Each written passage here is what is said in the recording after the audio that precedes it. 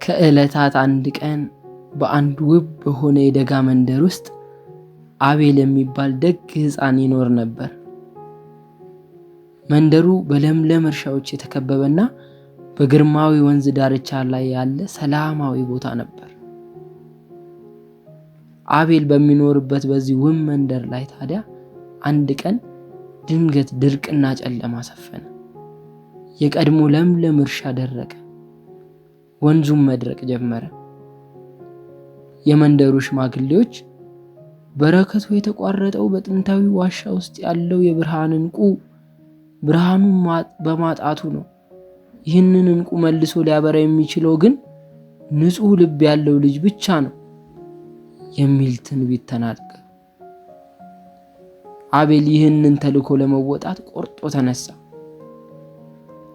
አቤል ገና የፀሐይ ብርሃን ሳይጠፋ ከቤት ወጣ። መንገዱ ረጅም እንደሆነ ቢያውቅም ተስፋ ሳይቆርጥ ጉዞውን ጀመረ። በመንደሩም ላይ ያሉትን አስቸጋሪ ወንዞችና ድንጋያማ መንገዶች በፍርሃት ሳይሆን በደስታና በብርታት ተሻገረ። ወደ ጥንታዊ ዋሻ ሲቃረብ ኃይለኛ ማዕበልና ዝናብ መጣ።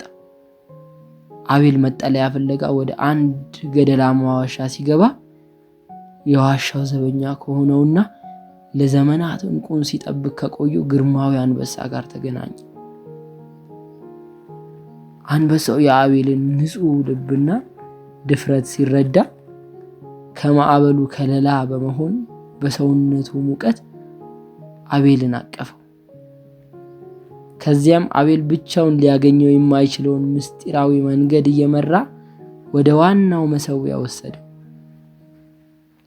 ታላቁ እንቁ ወዳለበት መሰዊያ ደረሱ። ነገር ግን እንቁ እንዲበራ አቤል የመንደሩን ስቃይና የራሱን ትጋት የሚያሳይ የእንባ ጠብታ ማፍሰስ ነበረበት። አቤል በመሰዊያው ፊት ቆሞ ለሕዝቡና ለቤተሰቡ ያለውን ፍቅር እያሰበ በልቡ ጸለየ። በሐዘንና በተስፋ መካከል ሆኖ ሲያለቅስ አንበሳው አጠገቡ ቆሞ ጥንካሬ ሆኖ ነበር።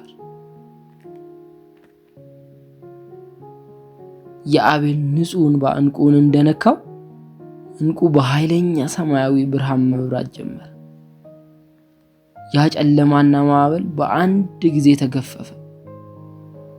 አቤል እንቁን ይዞ ወደ መንደሩ ሲመለስ በተአምር ዝናብ መዝነብ ጀመረ።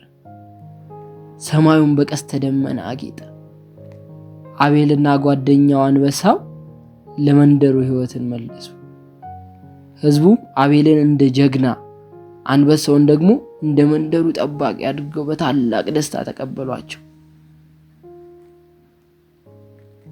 እውነተኛ ድፍረት ከፍቅርና ከንጹህ ልብ ይመነጫል።